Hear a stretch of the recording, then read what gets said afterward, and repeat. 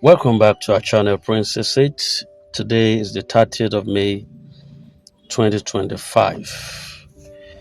This is a very moving situation that I had to bring to your notice this morning, or this afternoon rather. And it's so disturbing that in the midst of hope, where expectation is rising like the morning sun after a long dark night of expectations. But then we have a chilling reminder that not all those who walk among us do so with good intentions. Now, a concerned voice, one of many, has broken through the noise and the confusion that is surrounding the anticipated UAAG disbursement. And this has revealed a disturbing claim that sends some shock waves through the already anxious hearts. According to this individual, one of the supposed heads of an NGO, or perhaps a cluster head, or someone occupying a leadership role in one of the countless layers that is involved in this complex grant distribution, the UAAG, he has boldly stated that UAAG has no beneficiaries. Therefore, nothing should be expected from him in terms of disbursement. You could imagine an NGO head say that. Let me repeat that again.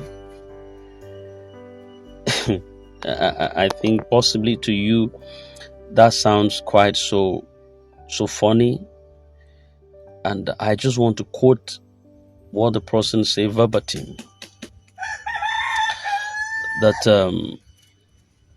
the man says that the person they subscribed through say that they should not expect nothing from him because UAAG does not have beneficiary. Now I don't know how the wave that has really shocked down or sent through your spine. I don't know. That is quite so alarming. Now, I want that to sink in a little bit before I speak. At a time when countless citizens in this country are barely holding on, when they look to these NGOs as channels of divine provisions, instruments of mercy in the harsh economic climate that we have found ourselves, sometimes taxed with stewarding blessings, allegedly denies the very existence of the people that is meant to serve. Now, this is more than just a statement that's been uttered that flickers through the thin air. It is an insult. I see this as an arrant insult, a mockery, and a betrayal. It is spiritual and moral wickedness that man, whoever he is not just misinformed. That particular man is not just misinformed. I might term him as a satanic person. He is satanic in intent and also criminal in actions. He is a scammer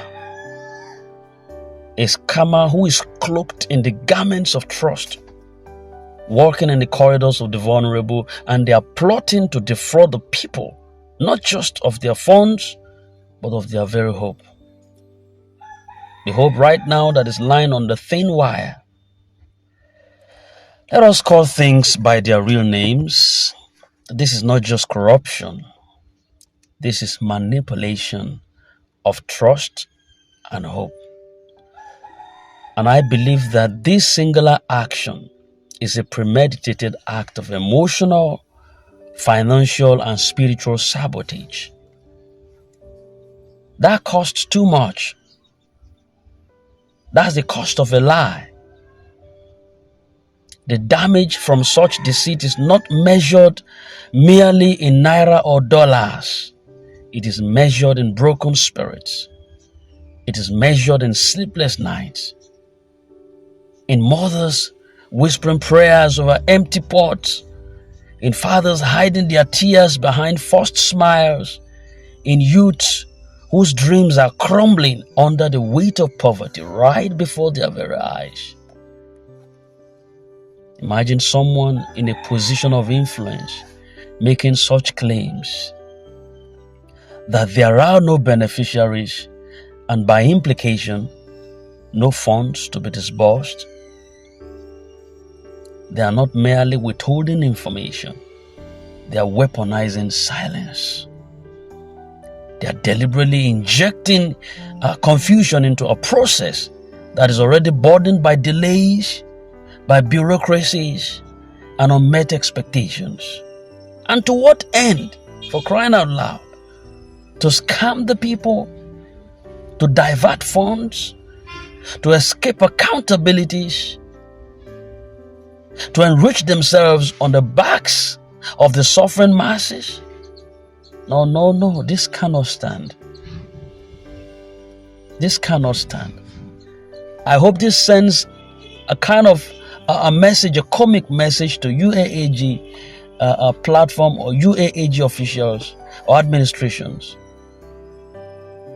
You have to be just. The UAAG initiative, if it is genuine and God ordained as many believed, is a lifeline to multitudes. Many have believed that that is a lifeline to a multitude of people, but as with any noble mission, there will always be infiltrators, wolves in sheep's clothing, ready to exploit the vulnerable that such initiatives bring to light. Therefore, the leadership of UAAG must not take this moment so lightly. It is not enough to be silent in the face of allegations and manipulations. The people are watching.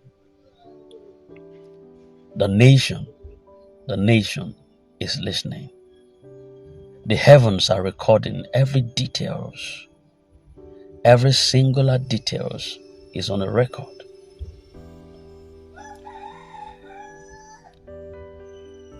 Prince Isit urges the UAAG administration, or is the administration now administrative, whatever thing they call.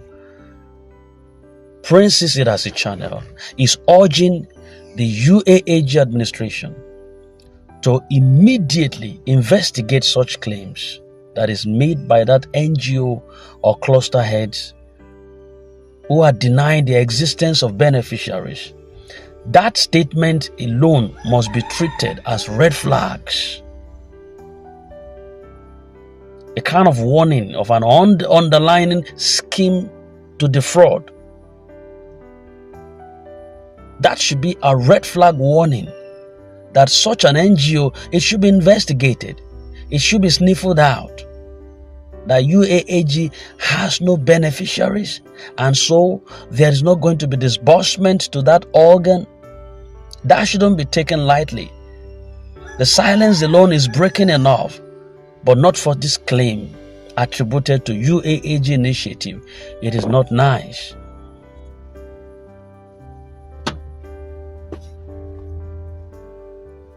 That individual, I believe, should be publicly named and shamed.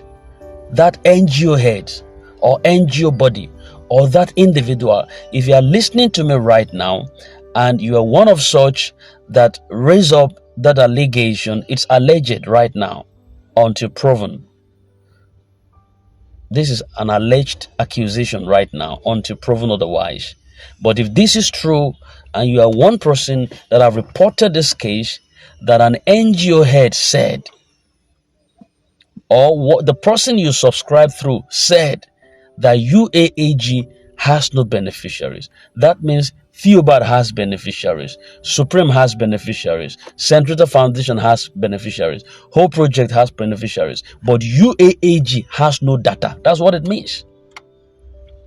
Under that particular predefined NGO heads or individual that you subscribe with has no data for beneficiaries under him. And that means there is no disbursement. If you are one of such that raised up this alleged information, that particular NGO head or the person you subscribe under who mentioned or said this should be publicly named and shamed after due process to send a clear message that misrepresentation and fraudulent behavior would not be tolerated. There should also be an implementation of rigorous documentation requirements. Every NGO or clusters or cluster head must be made to provide some verifiable list of their beneficiaries along with signed agreements that is acknowledging their responsibilities and expectations from them. If possible, to work with law enforcement agents on this matter, it will not be an oversight, maybe EFCC, to hand over the details of these NGOs, NGO owners or representatives to them. This is not just for preventive monitoring, but also to allow post-disbursement audits and some evaluations in that regard. There must be a post-disbursement reporting that should be mandated. There must be a clear framework for every NGO to submit detailed reports on how funds were disbursed to their masses, who received what, and under what conditions, how much was received, how much was paid out. This report must be part of the clearance for any future engagements or benefits. It has to be. It has to be. There has to be some documentary evidences to show transparency, fairness, and equity also. Because to every scammer, their days of reckoning is coming. Let it be known. You may hide behind titles, you may hide behind certificates and soft-spoken lies, but you will not escape justice. You may manipulate the weak today, but you will be judged tomorrow. For every tears that you've caused, for every expectations that you have mocked, for every hungry soul that you have ignored while plotting your schemes, there will be an answer. That wouldn't just be a financial crime. It is a moral failure as far as I'm concerned. It's a spiritual curse, a betrayal of trust that cries out for divine vengeance. It is written, woe to those who call evil good and good evil. You cannot continue to pretend to be a helper of the people while secretly you plot their downfall. The days of hidden fraud are numbered. The EFCC truly must not wait until chaos begin to erupt before it begin to nab the people. This is the time to act preemptively. Fraudulent actors within the grant disbursement ecosystem must be brought under scrutiny. Their accounts, their communications, their paper trails must all be examined with a fine-tuned combing. Very important. We're not asking for witch hunt. No, we're asking for justice. Asking for transparency, for protection of the people's trust. Because this is a national matter, especially when large-scale disbursement of this sort, like the UAG initiative, takes place. They can either become a story of transformation or a tragedy of deception.